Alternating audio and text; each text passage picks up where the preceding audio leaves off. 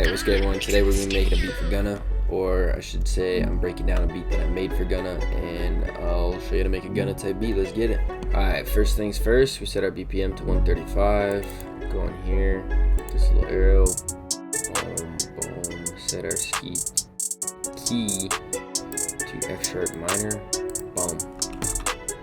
Then we're going to go into octave deluxe, boom. Grab this patience piano.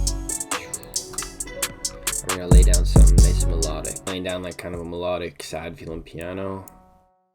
Let's go something like that. Put that in like that.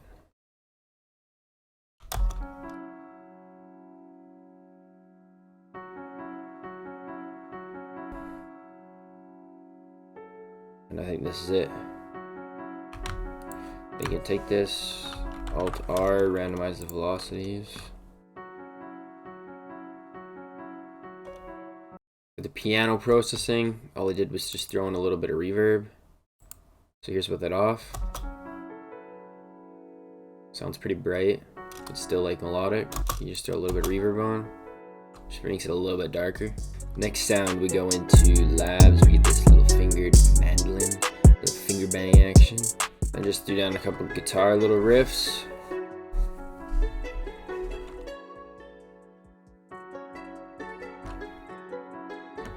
Mandolin processing for this little fruity flanger song. Just played with these a little bit and then turned it back a little bit. So here's with it off. Sounds a little brighter. Turn this thing off. It just makes it a little more ambient, spacious, a little more room. Go in, analog lab, boom, to bass, 80s bass, boom, go a little hard on it because she's my favorite. This is my DM because she think I'm pretty. So then I literally just came in here, went boom, took those, dropped them on here. Literally the same thing, I just chopped it up a little bit, and then I added this note right here, this one. And then I also went into here, if you're on a gross beat, you add this sidechain, and it also helps like push that pulsing effect. Here's with it off.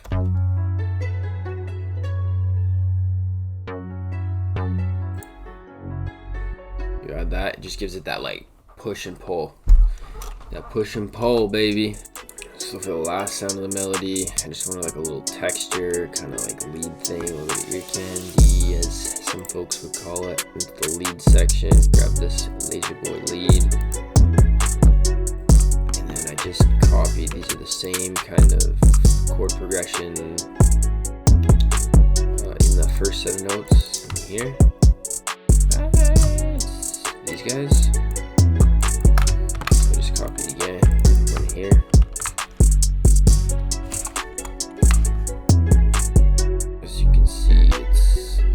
Same notes, and then I just played with them where they are kind of on the timeline, just to give them a little bit of a different feel, more of a leady. It doesn't blend, it blends, but it doesn't like hit at the same time, so it's still different.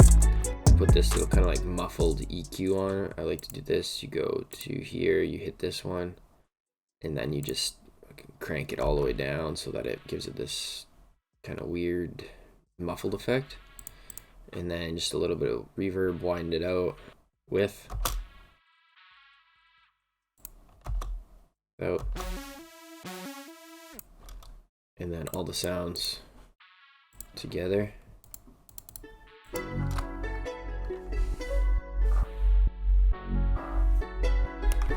It just sits in the back, gives a little something, but it's in the back.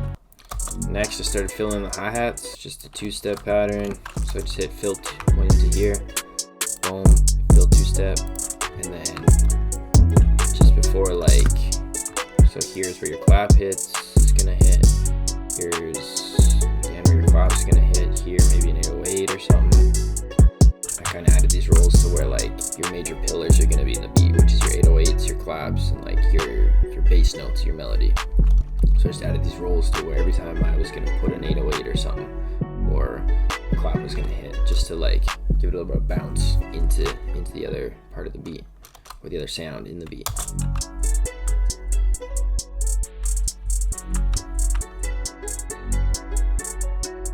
These ones just give it a little bit of texture at the top compared to, and then these ones just give it like rhythm throughout the whole thing. Next, I threw down a clap.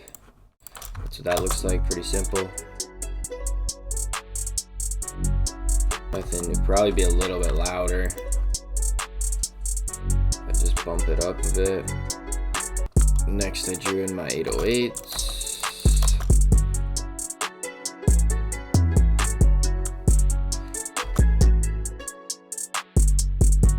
Went into here, adjust your envelope, you turn all these knobs down to the left. Turn them all the way down to make this little box, and then turn this one all the way up, and then your 808s won't run into each other. So if you have one here, this one will stop when it hits this one. My melody notes, dropped them in, and then just started to follow those a little bit. And then honestly, as long as you stay like within the scale, you're good to go off of the bass notes a little bit. Next, I took an open hat, laid it down. I usually always throw an open hat kind of right at the front, just so that that first 808 hits, and then when it kind of hits that midway point, it hits really hard again, just like an accent. And then these ones I just filled in, just to give it a little bit of bounce. I find open hats give a lot of like bounce to the melody. And then I just lower these velocities a little bit to make them sound a little bit different than these ones. Next, I open the second open hat.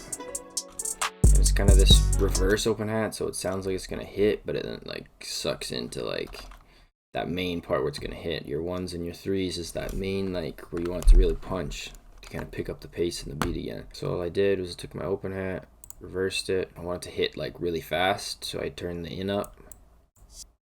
See how much faster it is? It takes a long time. I want it to be fast, and then it takes this long for it to actually start hitting. So I trimmed all that empty space off. So it's nice and fast. It's like a little riser. It smacks right on that 3. Then I just started filling in the empty spots with the snare.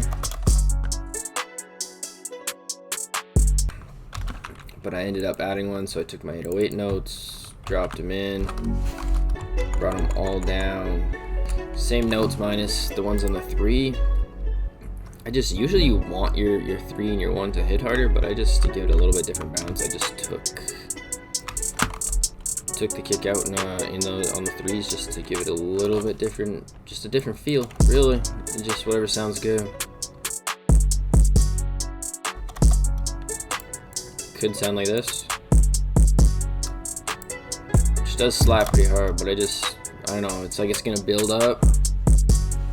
Just feels a little bit, it lets that open hat breathe a little bit. Really just preference at that point. So this is just the drums.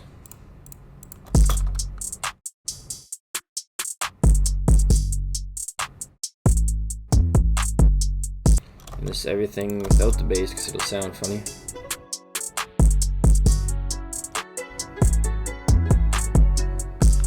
So for the intro, all the sounds except that one little lead.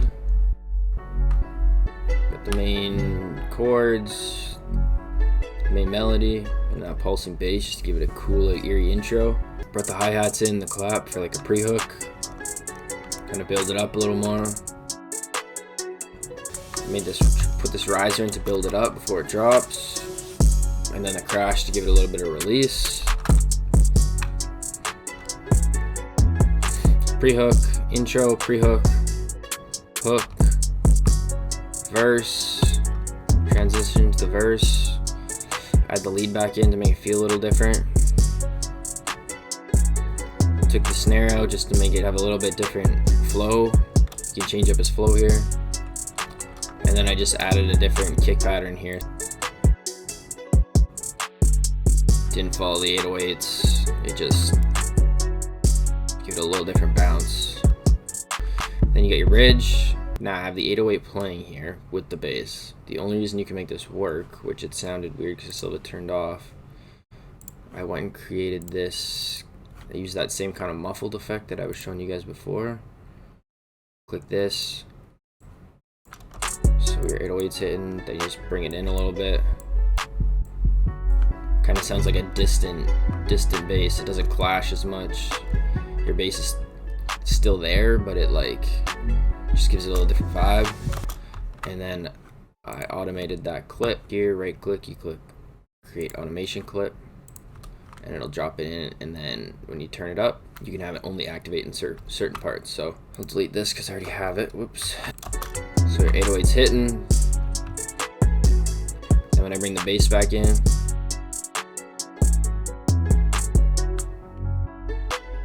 turn that muffled effect on.